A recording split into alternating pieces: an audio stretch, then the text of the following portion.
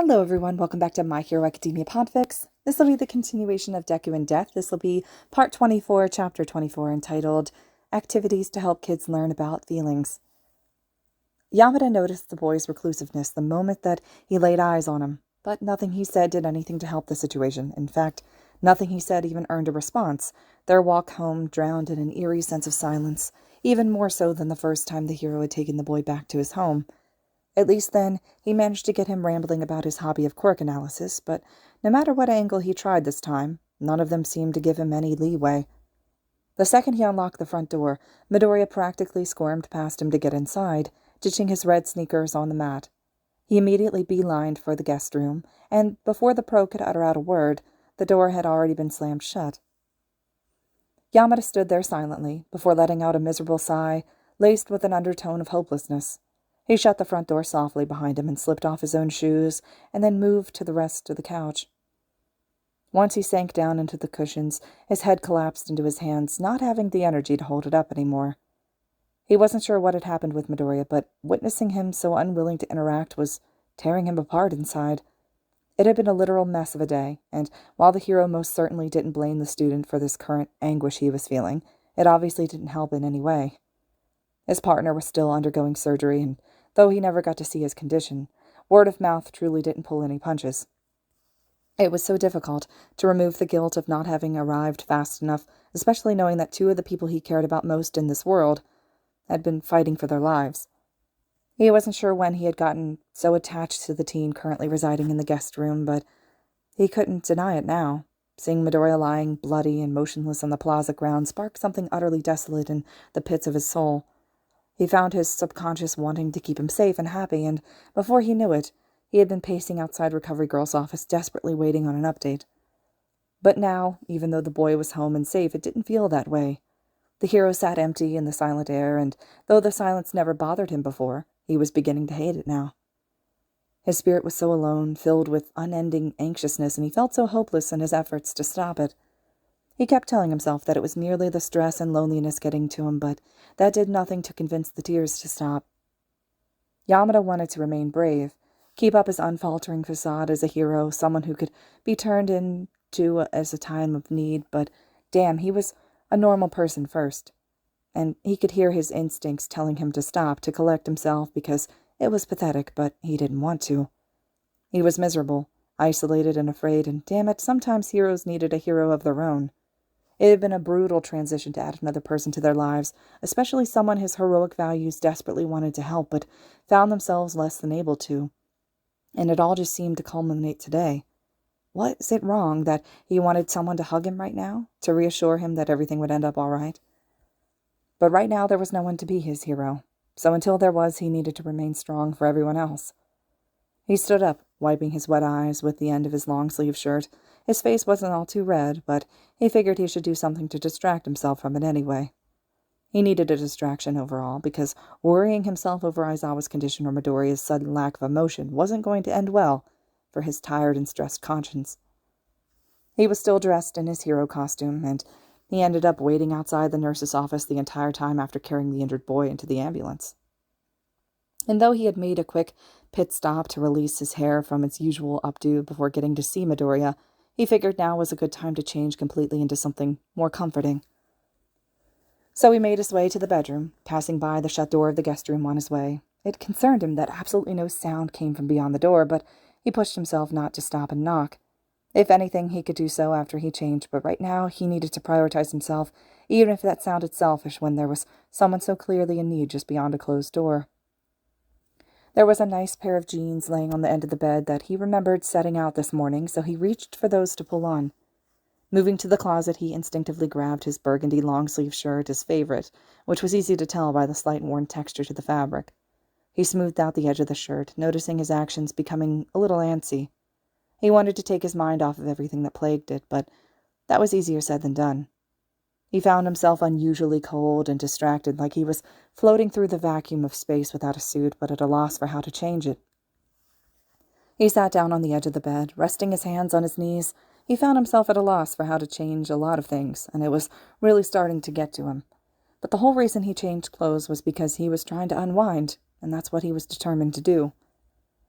It was typical for the hero to keep a healthy stockpile of instant hot chocolate in the house. It started as Yamada's comfort drink on cold days, but he easily managed to rope in his partner's routine as well. And though Aizawa would never admit it, he remembered more than enough times where he was caught boiling the water with the packet beside it. It was a practice both of them enjoyed, and the hero held some warm memories of them enjoying the drink together in front of the TV. And so with that, he sat up eagerly from the bed. Reliving the comforting memories put him in the mood to remake them, and now that he let his hair loose and changed into something more soothing, it was the perfect finale. Inspired, he left the room in a hurry, making a break down the hall for the kitchen, right past the bedroom door for the guest room. The blonde set the kettle out to boil on the stovetop as he scoured the cabinet for the instant packets. He wasn't trying to be loud, as he shoved and pushed around the rest of the mess inside, but he was certain that hot chocolate was here somewhere. Finally pulling out the box, he settled down off his toes and slid it onto the counter beside the stove. There was more than enough packets inside for multiple cups if need be, and that encouraged the pro to grab 2 extra mugs when getting his own. Yamada was convinced hot chocolate could heal the soul, or at least warm it, so what better way to kickstart the healing than to drink it, even if they weren't together? He wasn't sure if Midoriya liked hot chocolate in the first place, but he figured it wouldn't hurt to make him a cup anyway, and he was definitely sure that Aizawa would appreciate a good cup of cocoa when he got home. And so, with a new pep in his step, he separated out the packet of hot chocolate for each mug, then putting the entire box back in the cabinet. It would be a heartwarming surprise for each of them, himself included, and he found his mind far from the stress that it had leached onto earlier. That was, until he felt his back pocket where he had slipped his phone, and it started to buzz, and since the kettle hadn't begun whistling yet, he was more than free to check at it. There was a voicemail notification on the screen, and at closer inspection, it was from Recovery Girl. His brows furrowed in confusion before it clicked in his head, finally ending the long period of stress he had been attempting to distract himself from. His voice cramped in his chest as he opened up the voicemail, not entirely sure what he wanted to hear at this point. His finger hovered over the play button before he mentally chastised himself for it. "Hello, Yamada-san," the nurse's voice played out over the phone's microphone, no distinguishably somber tone to it, which definitely eased some of his worries. "Hopefully I'm not catching you at a bad time." Well, it wasn't technically a bad time, but he was by no means busy. But Yamada figured any time the older woman was to call wouldn't exactly be good, at least in the eyes of his anxious conscience. "Just wanted to tell you that Aizawa-san is out of surgery and free to leave, though you need to come pick him up, because quite honestly I don't trust him to walk home in his condition, even if he is stable." His partner was finally out of surgery and free to come home? He nearly dropped his phone on the floor in shock. Forgetting about the kettle or the hot chocolate, he raced to the front door, slipping his jacket on and reaching for a pair of shoes. "I'd suggest heading over here quickly, since he's a bit cranky and it's starting to get on my nerves. For my sake, I hope to see you soon." The recording ended just as he reached for his set of keys, and he began turning the knob on the front door. He remembered there was another person in the house, and he swiveled around to face the hallway. "I'm going to go pick up Shota," he yelled out loudly, making careful effort not to activate his quirk on accident. "I'll be back soon." He hoped that was enough of a heads-up without having to go knock on his door, but his anxiety was getting the better of him. So to avoid getting any more antsy than he currently was, he swung open the front door and flew outside towards the car. His conscience wished he could have talked with Midoriya before he left, but his morals were torn between 2 people right now, and one who was asking for him and one who wasn't. So he repeated that sentiment over and over in his head until he was sure he convinced his conscience that it was true, before turning the key in the ignition. He just hoped to the universe and above that he wasn't making the wrong choice. Gami had been beyond worried ever since his successor finished his talk with Recovery Girl, but nothing he said seemed to get through his robotic exterior. He wasn't really sure anything he said made it to his ears in the first place. Not only was he failing to get a response, he was failing to get acknowledgement, which only added exponentially to his nervousness.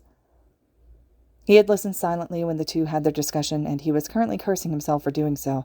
He was sure that the boy was distraught over finding out the true state of his condition, and honestly, so was he. It absolutely terrified him to know that without his immortality, his successor wouldn't have made it out alive. And by the boy's blank expression, it was clear he was upset over the news as well. He should have said something sooner while they were both receiving the news. Maybe then this emotional state wouldn't have been so empty. In the time they arrived home, Midoriya had spent all of it isolated in the guest room. In the time that they arrived home, the teen hadn't been able to sit still. switching from sitting at his desk to sitting on his bed to pacing around to sitting on the floor even, and the entire time that he was there he didn't utter a sound, which made his actions all the more unnerving. Currently, the boy was curled up on the floor, leaning against the side of the bed. His hands were holding his knees to his chest, fingers twitching sporadically. Gami had found himself floating awkwardly, unsure of what to do or say. The only noises in the room were Midoriya's labored breathing, his constant shuffling, and the occasional meowing coming from the corner of the room courtesy of Lynx. Then the dull silence was interrupted by a yell from Yamada, something about leaving to pick up Aizawa. Whatever it was, the ghost really wasn't paying too much attention, and neither was Midoriya. But upon hearing the front door slam violently shut, he was graced with the opportunity to finally get the boy out of the room, even for just a moment. And so he lowered his floating form to come closer to the catatonic teen, kneeling in front of him to hopefully catch his attention. "Izu, why not leave the room for some time? There's no one here to see you." There was no response or movement, just the seemingly never-ending void of silence. Gami frowned, though it couldn't be seen, and tried again from a different angle. "Recovery Girl did recommend you hydrate upon arriving back. Why not grab a glass of water for yourself?" This time he was lucky enough to get a subtle shake of the head, but nothing more. Gami couldn't lie, he was beginning to grow impatient, but he knew this was sensitive, one that was necessary to handle with care. He scooted closer, reaching one of his hands out in an effort to get his successor to react, but after no movement for a few seconds he lowered it. "Please, Izuku." The ghost couldn't stop his worry from climbing up his throat, its audible wetness clashing against the painfully dry silence. "You have not said a word since Recovery Girl spoke with you. You cannot fault me for growing concerned." Gami didn't mean for the outburst, but he found himself exploding with guilt at seeing his successor flinch away from him. All of his anxiety from the entire ordeal was culminating into one hot mess, and he could only scramble to try and hold the pieces together. He wanted to help, he was trying to help, but he was unsure of how to, or of what he was doing was ultimately being detrimental to the boy's condition overall, and the feeling of uselessness made him entirely anguished, to say the least, almost like he hated the very soul that housed his being. Then he noticed the teen raise his head up to meet his eyes, make eye contact slow and robotic. The space around his eyes were red and puffy, and despite no tears actually falling, his eyes were obviously overtaken by a glossy coating. His lip quivered softly, though no other part of his face moved. The spirit witnessed what looked to be a few attempts to speak based on his mouth parting open slightly once or twice, but it seemed to never really get there. So in one last-ditch attempt to get him to open up, he placed his hand gently on the boy's knee, wishing his cold chills could be something warm instead. "Please, just talk to me." He watched his glove fingers curl into the fabric of the gym uniform pants like he was trying to strangle the clothing into submission. Midoriya hugged himself closer, trying to keep warm from the tattered rags that still dressed his body. He hadn't even bothered to change out of his bloody uniform, and that was just another reason on top of the many which Gami had so preoccupied with wresting his mood to stability. I should have died." He didn't bother maintaining eye contact he'd gone through the trouble of creating in the first place. "I should have died." The transparent man understood that fact, that his immortality as death was the only thing that kept him alive in the situation, but he found himself unable to discern why it was upsetting him to the extent in which it was, and that bothered him, to feel inadequate in the few scenarios where he truly needed to step up. "I do not understand," he admitted openly, unsure of how to continue when he found himself lacking. "Your immortality prevented you from perishing during combat. Is that not good?" Once he finished, he watched the teen shake his head a multitude of times, only to exhale roughly. He could hear his breathing coming more staggered and like he couldn't control his actions anymore. He raised a pained hand to his forehead before suddenly shooting upward to his feet, his body rigid like a set of porcupine spikes, and he began to pace by the side of the bed, muttering inaudibles under his breath. "What if I wasn't immortal?" His tiny voice shuddered in his throat like a timid animal peeking around bushes for predators. "What if I wasn't able to get back up?" Midoriya could feel his emotions beginning to peak in ways that he wasn't familiar with. He was an emotional wreck, a swirling spiral of insecurities he had no clue how to deal with, and the last thing he wanted to do was project them onto his mentor, but he needed them gone. He craved release like a dying man would water, and it all was beginning to spill out of him like a cracked dam finally bursting. It also didn't help that Gami obviously didn't understand where he was coming from. I knew I couldn't do anything. I knew the Nomu was out of my league, he bellowed out from his lungs, but I tried anyway, and if I was normal, I would have been dead. From the corner came a small cry of distress, but neither of them noticed it as the boy collapsed again to his knees. Somewhere between his distraught screaming, the sobbing had kicked up as well, and now was the only thing that could be heard as he bawled his eyes out angrily. His chest heaved, desperately trying to fill air to counteract the suffocating feeling of anguish. His heart was thumping right through his chest, and yet he couldn't feel it beating. Aizawa could have died. Sue could have died. The Nomu could have gotten off to hurt Ida or Uraraka or Shoto. He wasn't sure who he was trying to convince at this point, but his voice was growing steadily meager as wet acceptance replaced anger. I have to be better. I have to last longer. I wasn't good enough this time. I can't let that happen again. There was a vast wave of emptiness that enveloped the room after. Midoriya's tears crashed onto the hardwood floor like raindrops against the window pane, except the sound was far from soothing. He held his gloved hands up to his eyes, desperately trying to stop the flow, but the tears managed to seep out of every crack that went uncovered, spilling out like a rocky waterfall. Izuku, please tell me you do not think that is so. The pained breathing hitched suddenly, getting caught in his throat like a lodged foreign object.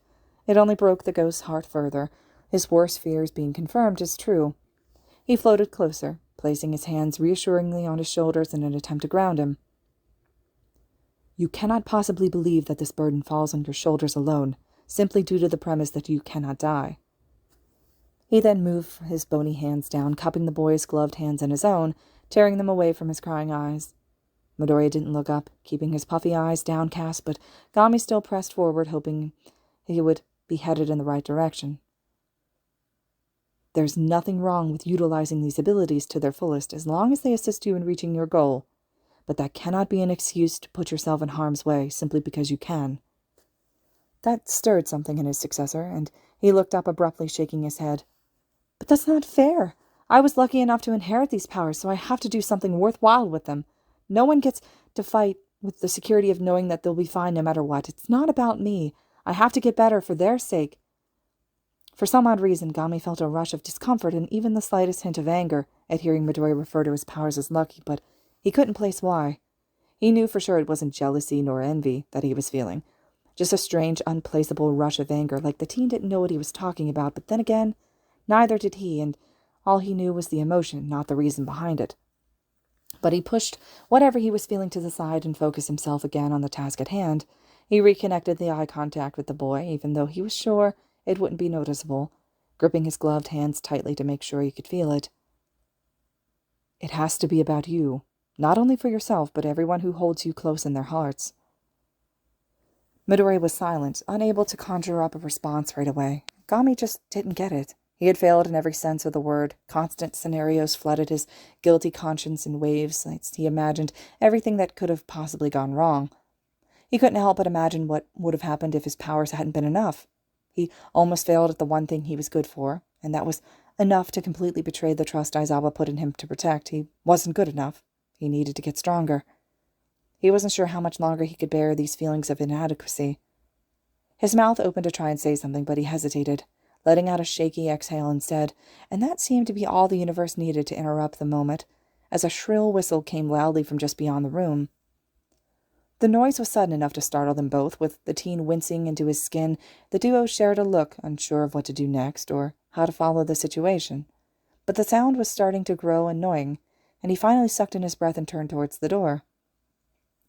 The spirit didn't say anything, afraid he might discourage him from leaving, but couldn't help his excitement at his successor finally leaving the room. Whether it was divine intervention from the universe itself or simply a coincidence and nothing more, he certainly was grateful nonetheless. Midoriya moved to click open the doorknob, when a small cry came from beside his feet. Surprised he even heard it over the loud shrieking coming from beyond the door, he looked down anxiously, only to see a familiarly small ball of gray fluff standing nervously just beside him. He jumped from his skin unconsciously before calming down enough to breathe. The whistling was only getting louder and more annoying, so instead of worrying about how close the kitten was to his leg, he turned away and opened the door as intended, feeling surprisingly more at ease than he expected. Gami had to hold in snickers at seeing the small cat follow his successor down the hallway, like a baby duckling, waddling happy in his wake. Though the sudden friendliness was a bit odd to the specter, wasn't the young kitten uncomfortable in social situations? Because it certainly didn't seem so now. And the teen certainly wasn't comfortable in the cat's company either, so why did his personality seemingly shift so drastically? Lynx obviously wasn't trying to hide the fact that he was falling behind, his soft steps echoing on the hardwood, but Midoriya didn't seem to mind. It was definitely unusual, and stuck out in the ghost's head, but he wasn't going to point that out and risk killing the strangely serene mood. The three strolled carefully into the hallway and into the open living room and kitchen. The whistling was much louder now, and was distinguishably coming from the kitchen, as well as a whirling stream of steam. He turned to see a kettle screeching from atop the stove, vibrating slightly over the hot blue flame. The boy was unsure of what to do with it, but the sound was growing to be more than an annoyance with each passing second, so he shuffled to the stove, Lynx and Gami close behind, and carefully wormed his arm to the burner dial, flicking it off. He moved it to a new burner, and the blaring whistling ceasing almost instantly, along with his irritation. Hot chocolate? Confused, Midoriya swirled around. What? Gami pointed gently to the island counter, towards a set of mugs that lay on top. Beside each was a packet of instant cocoa, purposely set out and designated to its own mug.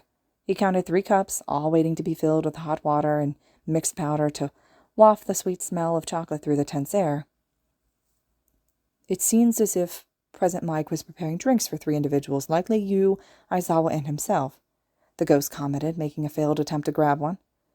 The teen furrowed his brows. That made sense, but how did Yamada know he liked hot chocolate? He'd only had that apparent to Aizawa, and he certainly wasn't here now. Did the underground hero share that information, or was the voice hero just that intuitive? Either way, it wasn't too big of a deal, just something that nagged uncomfortably at the edges of his mind, reminiscent of how the wisps of the shrieked whistling echoed through those same spots. Turning back toward the stove, he listened as the kettle still heaved out its last cries of life. Its shining exterior began to grow cold, likely the same with its contents. He could always turn the burner back on, but that would start up the infuriating screeching again. But letting the hot water in those soothing cups of hot cocoa go to waste would be a crime. He could pour the water himself and set up the drinks for the eventual return of Yamada and possibly Aizawa, but would that be too much? Would Yamada be upset that he interfered? Would Yamada be upset if he let the water go cold? He was probably thinking too hard about this, but it was so easy to overanalyze everything, and the what-ifs constantly sloshed around in his conscience, and he couldn't help but consider each one no matter the possibility. What was he to do, when every option felt like the worst one? It was a rush of unwanted stress and anxiety that it all seemed to pile up on his shoulders at the worst possible moment. A small purr came from just beside his ankle, catching his attention before he could disassociate. His head turned snappily, yet his eyes held this air of fogginess that completely contradicted his movement. But Lynx didn't seem to mind, as he was the one to meet his spacey gaze. The kitten looked up at him, his comically big head adorably unnatural upon his petite sitting form. He cocked it to the side, like he was confused at the boy's worry. Midoriya was more than puzzled. Was the cat smiling at him? Could felines even do that to begin with? He hadn't noticed that Gami now followed the same trail of vision, nor that the ghost was just as confused as he was. It was odd, but the slightly comfortable way that it was even more strange to admit. But he couldn't definitely admit that he felt calmer, like the tense air was finally lifted from his lungs. It was some unnatural wave of serenity that washed over him. He looked away from Lynx and toward the set of mugs, thinking he was having some sort of emotional reaction, which would have been pathetic to admit, but still possible. But even looking away, he could still feel that strange warmth in his heart. He stared intently at the 3 ceramic mugs that were set on the island counter, almost like they would give him the answers to his unrelenting questions. The calm warmth still flooded his veins, making him float aimlessly in the tranquility. You know what? He should set up the hot chocolate. Letting the hot water cool down would defeat the purpose of Yamada setting it out to boil in the first place. Besides, he wouldn't mind a nice relaxing cup of cocoa right after he got back, right? What's the worst that could happen? So he carefully grabbed the handle and moved the kettle towards the island where the mugs had been set out. Popping the lid on the spout, he did his best to even out the portions into each cup, noting the wave of hot air that released against the bits of skin that were uncovered. He still hadn't changed out of his grimy gym uniform, and a good portion of his arms were exposed since his undershirt had to be cut off of him. He should really change into something else just to get these rags off of him, but he mentally promised to do it later. After all, if he left now, the water would sit and get cold. Setting the kettle back down on the stove, he ripped open the first instant packet and emptied its contents into one of the mugs. But as he did, the powder settled right onto the water's surface, making him huff in annoyance. He reached for a drawer off to the side to grab a spoon. A piece of the bandage around his arm was getting caught in the process. He really needed to take that off, too. And he stretched to rip it off and get it over with when Gami grabbed his wrist to stop him. "Maybe you should wait until Present Mike gets home," he advised. "Recovery Girl did suggest to have others with you." Well, the ghost did have a point. Maybe it was for the best for him to wait a little while, though the bandages were beginning to get a little in the way, as well as become a nuisance. He was itching to get them off his skin, but decided on carefully freeing them from where they were caught and taking the spoon as intended. Stirring the contents of the first cup, it all mixed together quite evenly, so he continued the same process for the other 2 mugs. Though Midoriya didn't usually add milk to his cocoa, something done more out of a conservation of money than in much else, when he had enjoyed that one glass with Aizawa the other day, he couldn't believe what he was missing out on. So he hastily chucked the ripped packets into the trash and dashed to the refrigerator, yanking out the half-gallon of milk ever so carefully that nothing else fell over. There was just enough space in each mug to add a splash of milk, which would bring the water levels right to the top, but it was a necessary sacrifice. He could see his mentor looking at the barely spilling cups very concerningly, but he just waved him off jokingly as he carefully remixed all the drinks. He found himself oddly content in the current situation, a smile blooming on his face from origins he couldn't place. The warmth from before still remained, though not as intense, and if he was paying attention, he would have seen Lynx raise his cheeks reminiscent of a smile.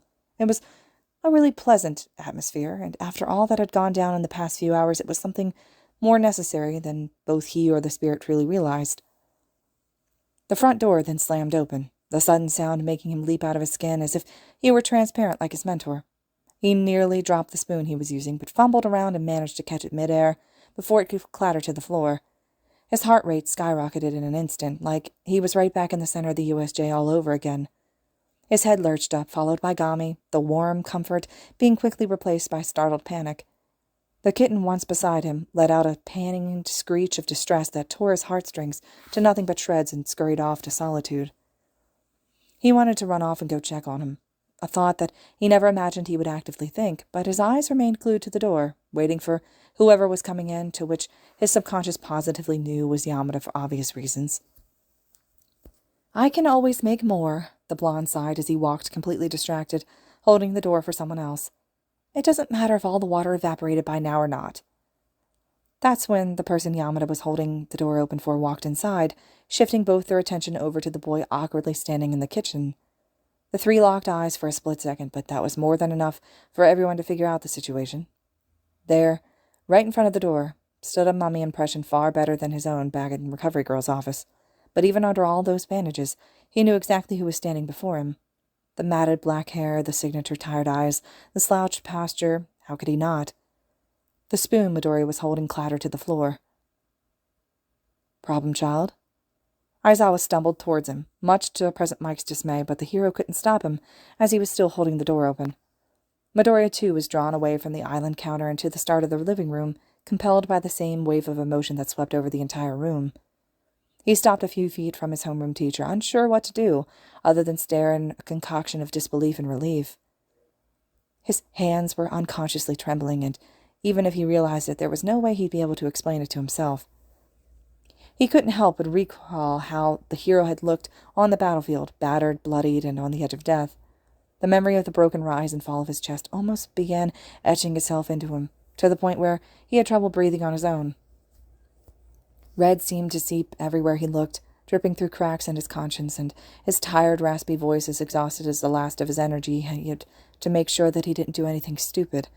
And by his own standards, and the report on his condition, he hadn't been able to honor that. He was certain Aizawa knew that already, as he would have been more surprised if he didn't, but part of him was still afraid he'd let him down. Part of him was afraid that, despite being face-to-face with the pro at the moment, he would feel farther away from him than previously thought possible. Part of him was just waiting for the teacher to rip into him, to go on about all the things he could have done better. Even now, with all his bandages wrapped around him, he still looked so much stronger than Midoriya could ever have been on the field. Was he really that inadequate? Did he really have that much farther to go before he could feel confident in his ability to protect others? And then, a pair of arms wrapped around him and embraced him close, a feeling almost alien to him. Don't get him wrong. Gami had given him hugs before, but those had a cold chill to him, which was more comforting than it sounded, but this time it was different. It was warm and reassuring, and before he realized it, he'd raised his arms right back, clutching a mix of ripped black jumpsuit and bandages. Before he realized it, there was a soft trail of tears dribbling down his cheeks. The hug went uninterrupted for what seemed like forever, but it couldn't have been that long as the teen heard Yamada close the front door in the background. Neither bothered to say a word, knowing the moment didn't call for that. Midoriya didn't think either of them were close enough for a moment like this to require words in the first place, but they were close enough that a moment like this was more than necessary. And though the boy wasn't in a position to see it, Gami, who was off to the side, got a clear view of Eraserhead's relieved expression. The ghost's own heart softened considerably. It was hard to think of the stern man that was Aizawa and imagine him in a vulnerable situation, but here it was, right in front of him. And who could really blame him? After everything that had gone down at the USJ, Gami too needed a moment to relieve his own stress, though whether that was his successor or by himself, that was a different story. "I hate to interrupt," a familiarly cheery voice came from behind them, "but there are things to be done." "True." Midoriya detached his arms and dropped them to his sides, backing away from Aizawa quickly. He looked around, searching for the origin of the voice. Yamada seeing him like that was okay. He felt comfortable enough around the voice hero, but the last thing he needed was for the principal to see him so vulnerable. Unfortunately, it was both Nezu and Tsukauchi who had got to see him like that. He could feel his soul slither back into the corners of his spine, and discomfort settled instead. Tsukauchi stood by the front door awkwardly, his hat clutched to his chest, while Nezu stood in front of him, a cheeky grin plastered on his face. Yamada moved from the front door, over to stand in the free space of the living room. He was doing his best to hide his proud smile, but he obviously wasn't doing a good job. "Sorry if this startled you, little listener," Yamada apologized. "I wasn't really expecting you to leave your room. Not that that's a bad thing." "True." To be honest, Midoriya wasn't really expecting to leave his room either, but things just sort of happened, and here he was. But he gave a bit of an uncomfortable smile to try and show that it was all right. Gami had now moved to float beside his successor, standing warily in preparation for whatever Nezu might want, because there was no way he didn't want something. "Again, I apologize for cutting the reunion so short, especially to you, Midoriya," Nezu continued. "But Tsukauchi-san and I are here to take the last of the statements for the USJ incident." "True. That's right. The detective wanted to take those back at the recovery girl's office, but decided against it. He must have taken All Mights already, since the stop was his last for the statements. And what about Aizawa? Were they here for his insight too? It was doubtful that the hero had a free moment other than this, since he was still wrapped completely in bandages. But the underground hero just shrugged. "You mind if I change first? I don't exactly want to stay in this." "True." "Of course." The rodent gave a curt nod as the pro left before turning to the still stricken boy. "Tsukauchi-san needs your statement too, Midoriya, so if you'd like to get started." "True." "Can I do something first?" he rebuted back, briefly eyeing the hallway behind him. "Sure," Nezu chirped, almost like he was giving out a free hall pass. "True." With that, the teen scurried off like a little mouse down the hallway behind him. He vaguely heard Yamada say something about helping Aizawa with bandages before leaving the open concept in favor of the small hall, but he paid little attention to that, arriving at the door to his room. He had left it slightly ajar, but upon seeing it again realized it was a bit more open than he had recalled leaving it, though that's exactly why he was expecting as he raised one of his hands to knock gently. "Hey, it's me. Izuku," he announced softly, taking a moment to pause. "I came to check on you." Gami looked at him confused. "You came to check on the cat?" "Well, yeah," he explained a bit defensively, looking up at his mentor. "I mean, he did seem pretty afraid when everyone walked in." "I did not mean anything by it." The spirit shook his hands in front of him. "It's just unlike you is all." But before he could respond back, a small cry came from inside the room. It didn't sound distressed or angry, so Midoriya assumed it was one of acceptance, and he pushed open the door. The room was untouched from how he left it, which wasn't a surprise either. Everything was in place, desk was just as messy as it was always, and his plants neatly arranged on their bookshelf, the covers of his bed folded up to the pillows, though there was one difference, and that was the tiny gray kitten peeking out from beside the bed. He walked further inside, pushing the door closed behind him. Only a few feet away from the other party, he slowly crouched down onto the balls of his toes, resting his arms on his knees. He made soft eye contact, careful not to startle the feline back into hiding. I just came to check on you, he admitted, keeping his voice low. You seem pretty stressed out just now. And though he swore it was his imagination, he could almost feel an air of agreement flood the room, like Lynx was reaffirming his statement as true. I really can't stay, though. He pointed his thumb over his shoulder, right behind him where he knew the door was closed. Nezu and Tsukauchi-san are waiting for me. The cat took a few more cautious steps forward, letting out a cry of what sounded like disappointment to his head, though he was sure that couldn't be. Getting a little nervous, he hopped back to his feet in an attempt to try to put a little distance between them, but he didn't run off, feeling unusually calm, just enough to stay a little longer. You can come with me if you want. The words just kind of blurted out of his mouth, coming from seemingly nowhere. You can leave whenever. Gami, who'd been minding his own business, snapped his attention toward his successor at hearing that. Are you sure? That seems extremely unlike you. But Midoriya found himself scratching his head at the recent actions, too. He knew how uncomfortable he got when around animals, Lynx included, and yet he didn't find himself stressed at all about inviting the cat to come back with him. In fact, the idea seemed almost pleasant to his subconscious, which made absolutely no sense to his rationality. He knew something was definitely off, but he couldn't place it among the mass of swirling tranquility in his stomach. Were these emotions even his own? It was like the bewilderment he was experiencing never actually made it to his brain. Little listener, you coming? Yamada's voice echoed from beyond the door, though much too quiet for the hero to be standing directly behind it. It was likely that the teacher was calling from the living room, which meant that Aizawa was probably there too. Realizing they were most certainly waiting on him, he scrambled to the door, swung it open, completely ignoring his closet filled with clothes much more comfortable than the dirty rags he was in. He skidded into the open concept area that was the living room and kitchen, braking to a stop right as seeing everyone else was gathered right by the couches. Yamada and Aizawa sat together on a large couch, with the blonde leaning into the armrest and the underground hero beside him in the middle. Separated by a coffee table sat Tsukauchi across from them. On a slightly smaller couch, a recorder rested on his knee and a notepad in hand, and Nezu sat off to the side in an armchair to himself, comically disproportionate. Oh, you didn't change, Nezu wondered aloud, making him look down at his clothes awkwardly.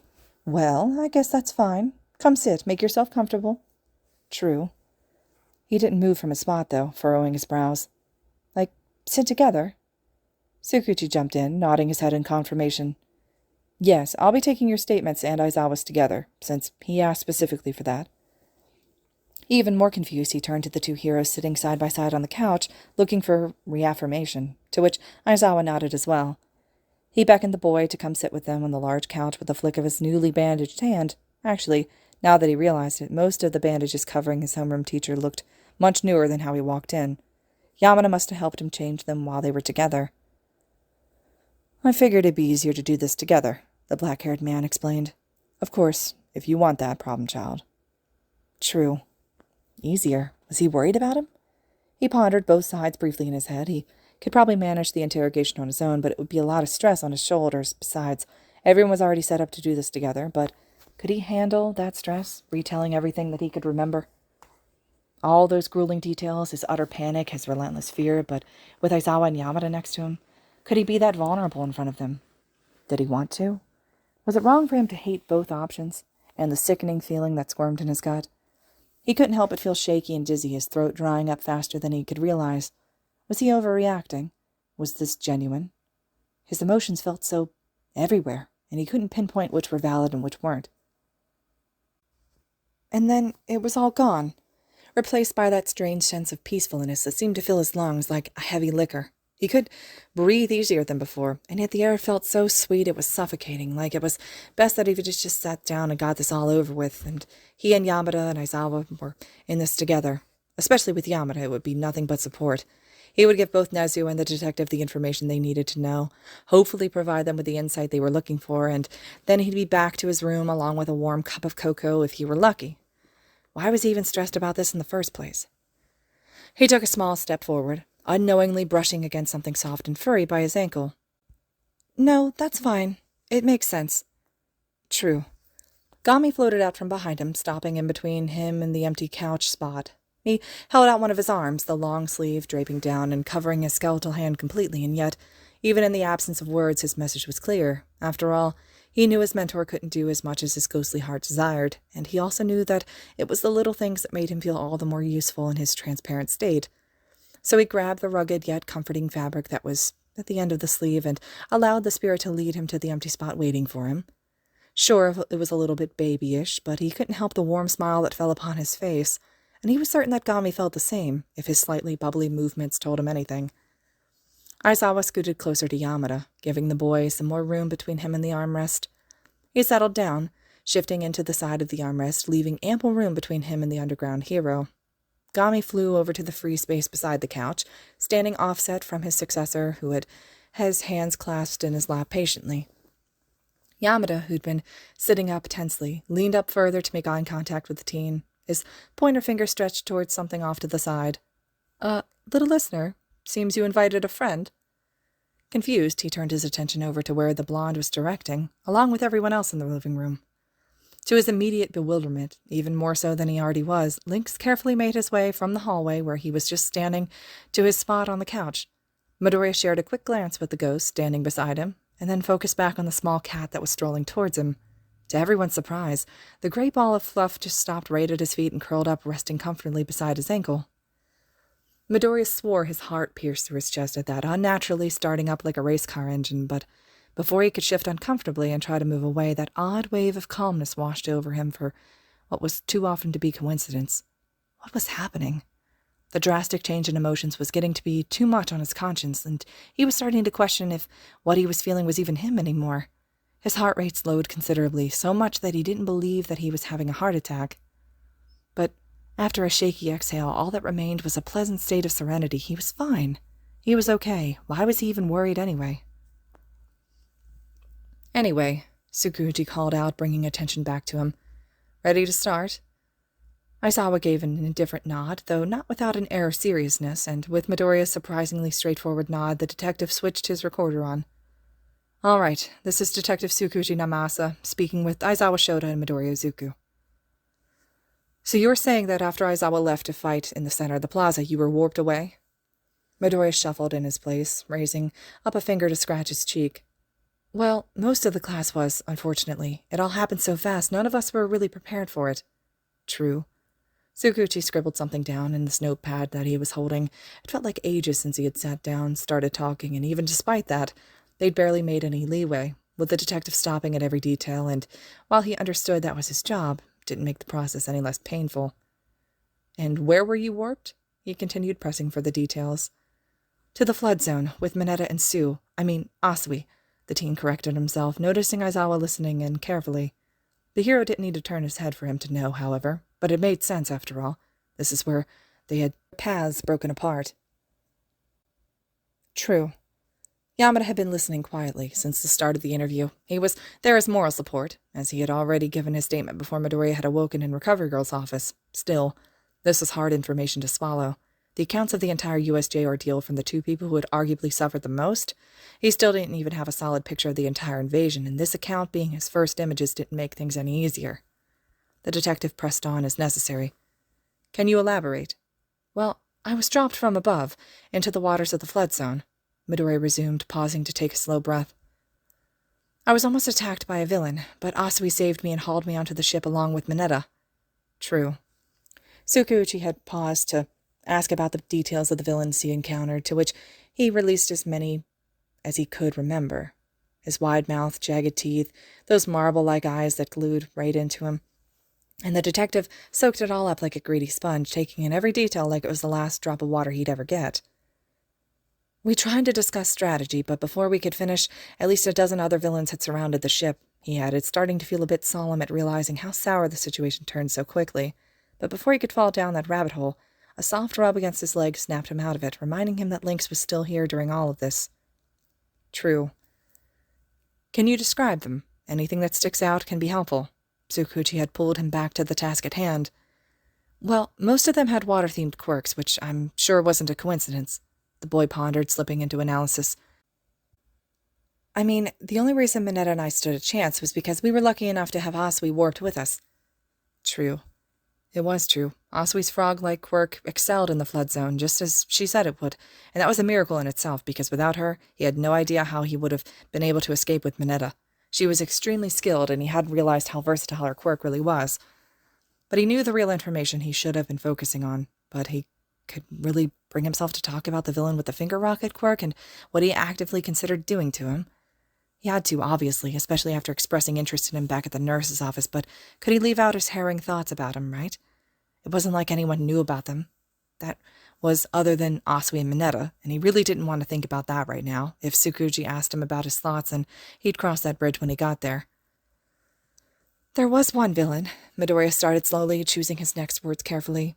He had some sort of finger-rocketing quirk which ended up splitting the boat into pieces. True. He could see the detective's eyes specifically narrow at that detail, but he didn't write anything down in his notepad. Instead, he rested one of his elbows on his knees, leaning forward. Thank you for that, he broke off. Can you pick up where the boat was split apart? He was skipping the villain in its entirety? Well, it wasn't like he was complaining by any means. The less he had to talk about that, the better it was on his conscience. He could only hope that Mineta and Asui hadn't said anything about it either, because goodness, that was something he didn't want to talk about. Well, we managed to escape by using our quirks. Mineta's pop-off quirk struck the villains all together after I made a whirlpool and sucked them all in. Then Asui hauled us off the ship towards the plaza. True. And that's where you met up with Aizawa-san, Tsukauchi had interrupted, to which the teen nodded. I was engaged in combat with a handful of villains at the time. The hero masterfully took over the conversation, likely due to his vast experience. Maybe like 8 or 9, I'm not too sure. True. The detective nodded his head, signaling that it was all right, that he wasn't certain, but he didn't interject, leaving his thoughts to be scribbled down on the notepad that he was holding instead.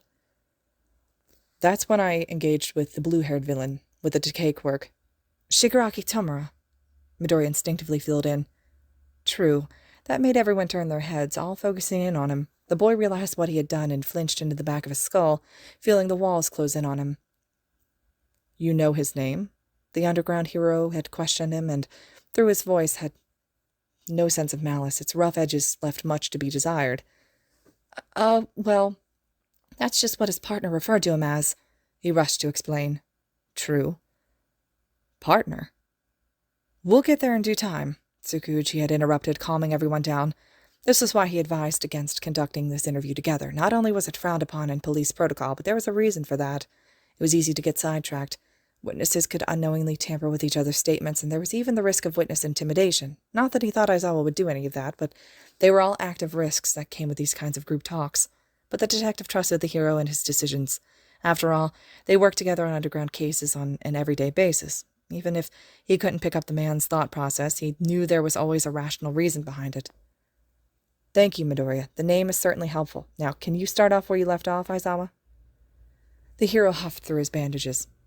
Well, Shigaraki certainly seemed more intelligent than he let on. He counted down the seconds between the activations of my quirk and used that baseline to predict when I'd retreat after my next hit.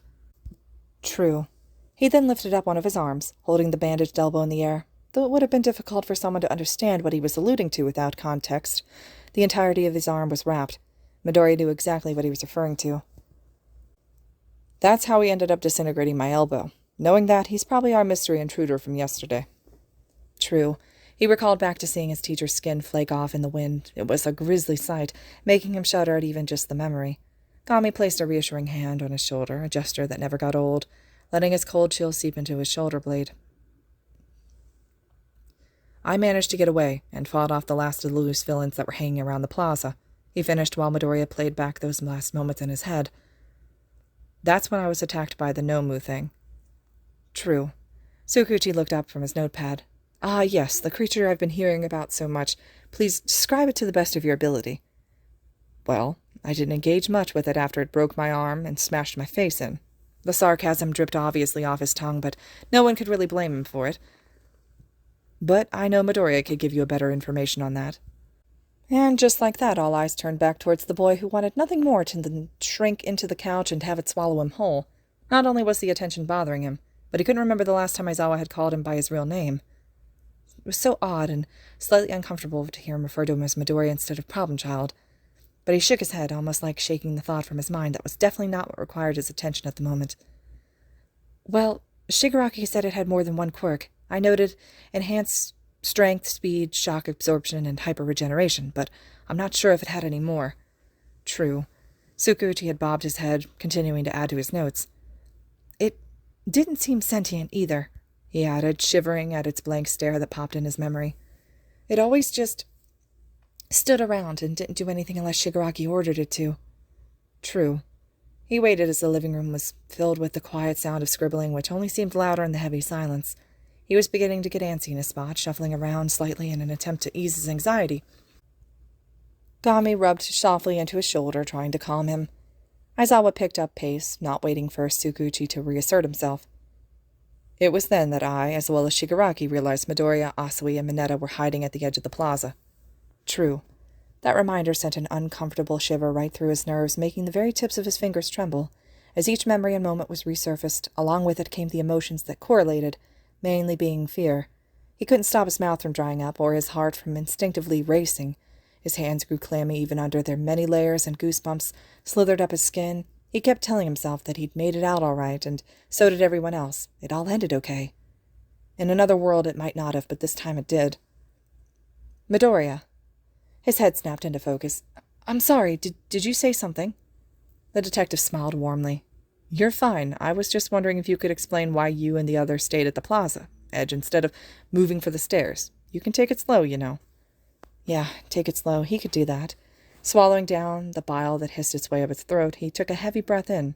He didn't notice Gami shuffle nervously off to the side, wondering if he should interject with anything, but the ghost stayed silent out of hesitation, and so Midoriya spoke. We were going to. I mean, both Asui and I weren't comfortable being that close to, well, everything, the boy admitted, beginning to pick at his gloves. But we just didn't move. I don't know why. True.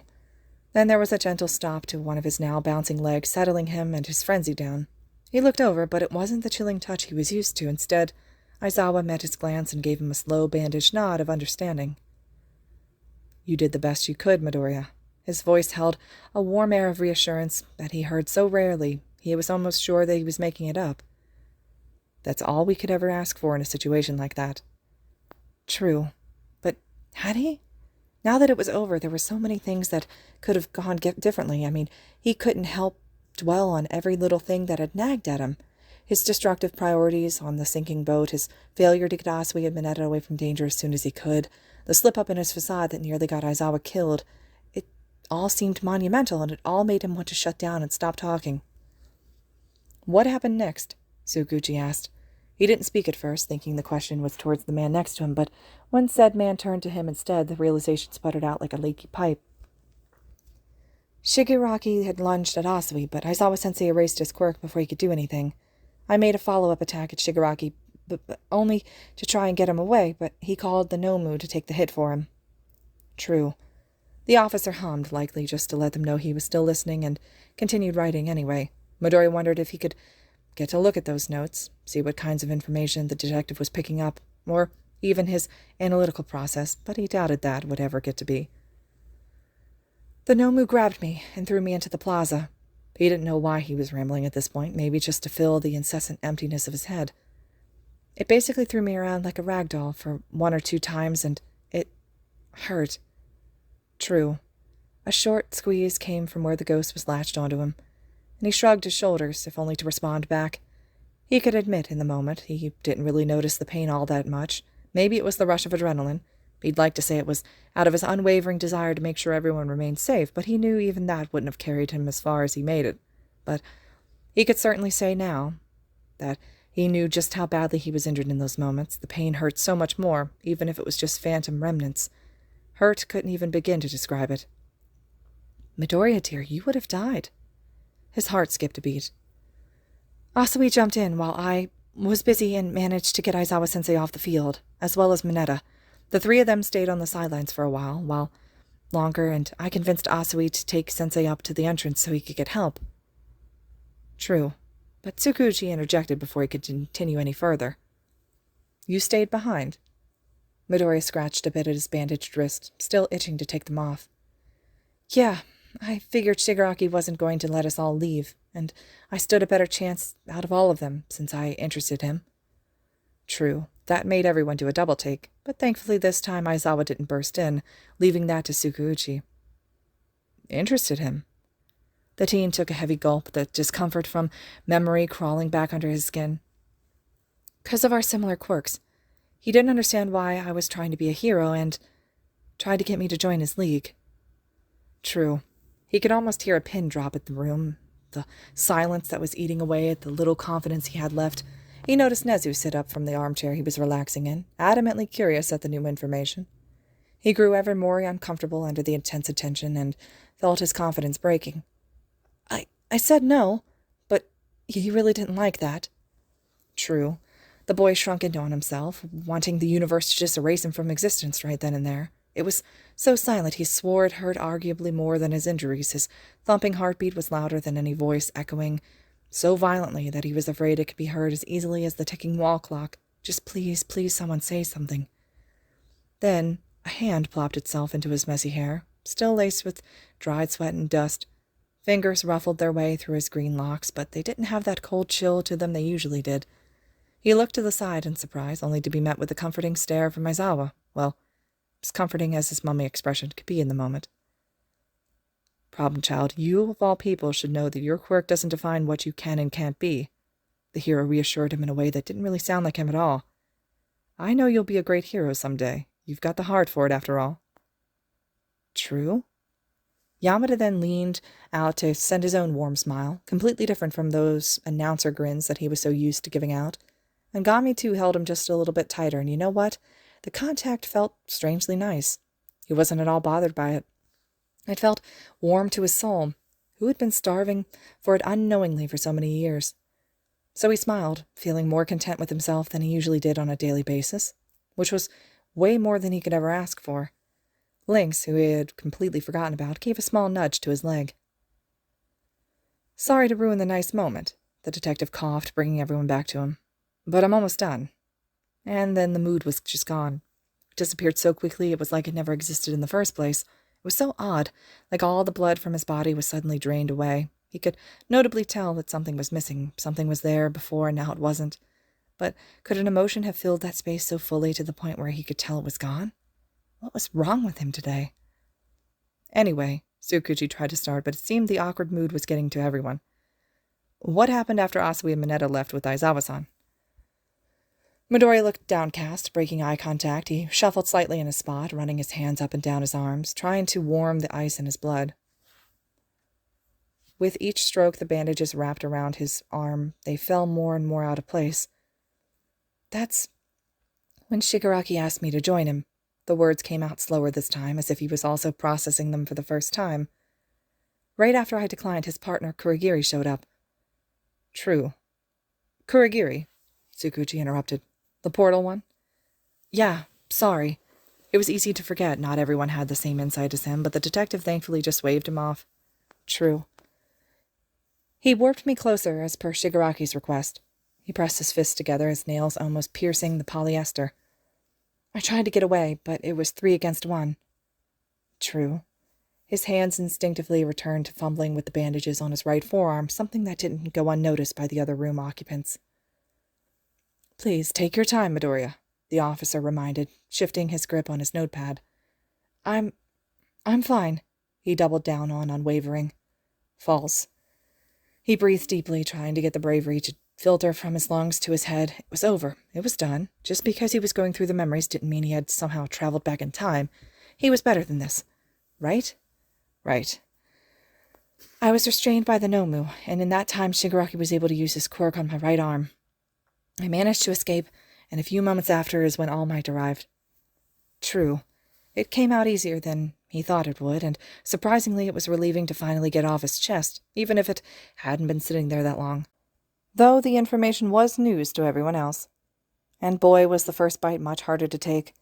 Aizawa gripped his scalp with one of his pained hands. I should have been there. True. And it was clear everyone in the room was sharing that sentiment in some way, all feeling their efforts were inadequate, and this level of horrific injury was still allowed to happen. Yamada and Aizawa both looked down at their bandaged limb the teen had kept prodding at, and whether out of physical or emotional discomfort. What was under there? Did Midoriya even know? Well, Nezu suddenly spoke, for the first time since starting the recording. I think it would be best for the police to have a record of the injury. True. Everyone turned to look at the principal, some out of shock, some of confusion, and some most certainly out of anger. Though Midoriya was the last one to turn his head, processing what was said at a much slower pace. Was Nezu asking for him to take off bandages here? No, of course he was. What kind of stupid question was that? Of course that's exactly what the rodent was asking. Though, was it out of some sadistic satisfaction, or was there something more behind it? He could never tell when it came to Nezu. Well, I can always get a medical chart from Recovery Girl after this, Tsukauchi reasoned. I don't want to subject Midoriya to this if he's not comfortable with it. It was thoughtful for the detective to consider his feelings about this, even though he didn't really know him all too well, but still, something didn't sit right with him as he continued to stare at the mammal in the oversized armchair. Ah, but wouldn't we want you to go out of your way? Nezu insisted, especially if you can get the information you need right here. True. Information. Wait, what information exactly was on his medical chart?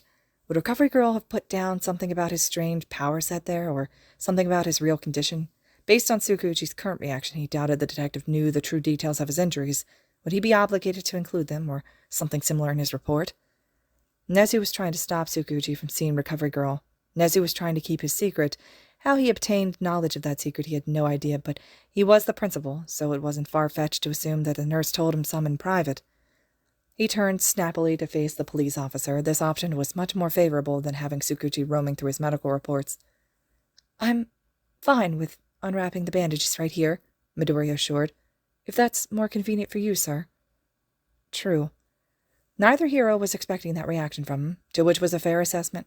Nezu, on the other hand, smiled even larger, clasping his paws together while still keeping eye contact with the detective. Said man scratched the back of his neck. Well, I guess if you're fine with it, it would be easier for me. He couldn't lie. He was a bit nervous about seeing what laid underneath those wrappings. Thinking back, the pain was excruciating, and the gore certainly didn't pull any punches. Recovery Girl did say it was completely healed, but what kind of scar remained? He unconsciously thought that the burn scar that had painted his right shoulder, almost making him huff at the irony of the situation. But this was for the best, and that was the mindset that got him to grasp the end of the bandage in his hand and pull it apart, much to the curiosity of the rest of the room, whether they wanted to admit it or not. Rested on his wrist was a slightly darker patch of skin, shaped into 5 messy fingers that made up the form of a hand. Even now he could still see the grip it had on him, and it slightly unnerved him. The boy slowly turned his arm around to see the back, and relievingly, there wasn't much there. Most of the damage was focused on the front side of his forearm, which he guessed was manageable enough. I don't understand. Tsukauchi had moved the recorder up to his mouth and said something into it, likely recording details of the injury he observed, but he was too zoned out to truly know. It was just so obvious and attention-grabbing. He shouldn't have expected anything different, but there was a small part of him holding out for a better outcome, a small part of him that died upon unraveling those bandages. I don't understand you. Gami moved his supportive hand from its place on his shoulder down to the newly revealed scar, resting its chill comfortingly on top. His long sleeve managed to cover the bony hand entirely, as well as the scar it was atop of, shielding it all from view. He looked up blankly, not sure what to feel. You will get through this, and I'm right here if you need me. Why do you keep going when no one's here to save you?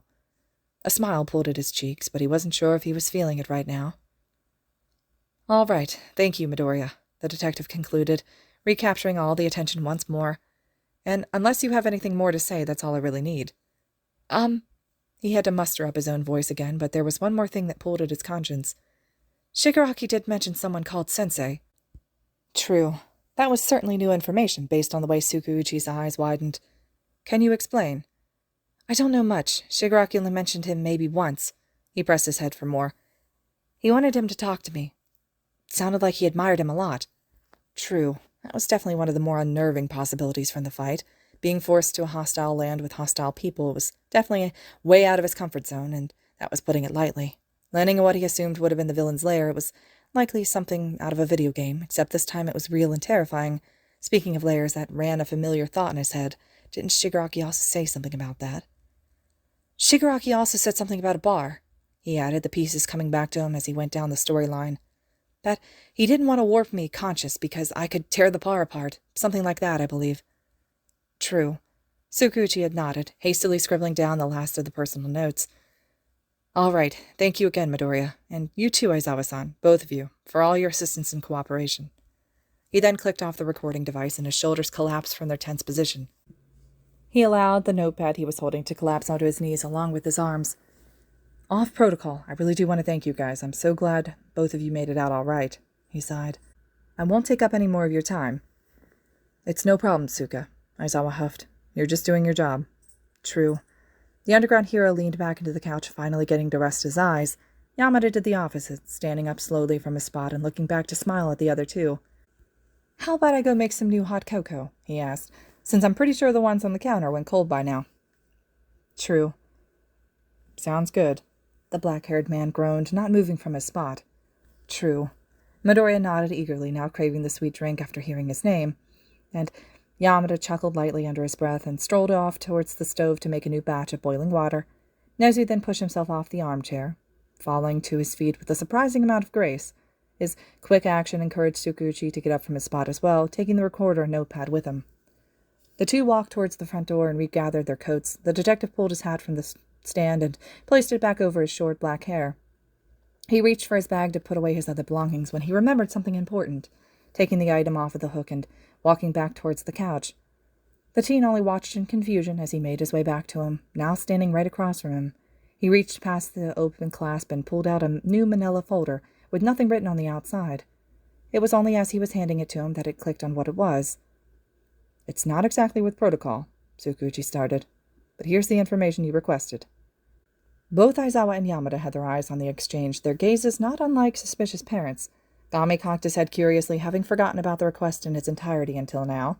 And Nezu, well, he stood right by the front door, head facing away, but still a smile was plastered on his face. I hope it helps. All right, everyone, this concludes Chapter 24 of Deku and Death. Chapter 25 will be next, and as always, thank you so much for listening.